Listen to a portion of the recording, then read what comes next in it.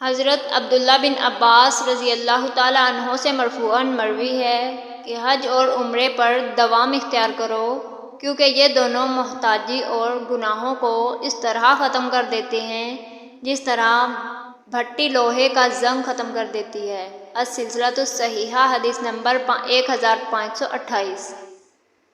شیبہ کی ایک لونڈی جو کہ اس کے بیٹے کی ماں تھی سے مروی ہے کہ میں نے رسول اللہ صلی اللہ علیہ وآلہ وسلم کو صفا و مروہ کے درمیان سعی کرتے دیکھا۔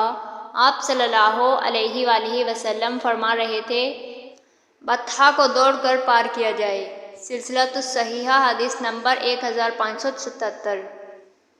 حضرت عبداللہ رضی اللہ تعالیٰ عنہ کہتے ہیں کہ رسول اللہ صلی اللہ علیہ وآلہ وسلم نے فرمایا، اپنے گھروں میں سورۃ البقرہ پڑھا کرو، کیونکہ شیطان اس گھر میں بالکل بھی داخل نہیں ہوتا جس میں سورۃ البقرہ پڑھی جائے۔ السلسلۃ الصحیحہ حدیث نمبر 2769۔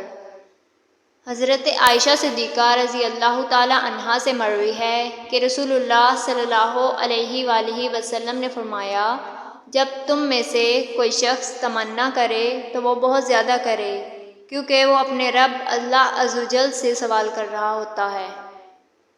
السلسلۃ الصحیحہ حدیث نمبر 2743۔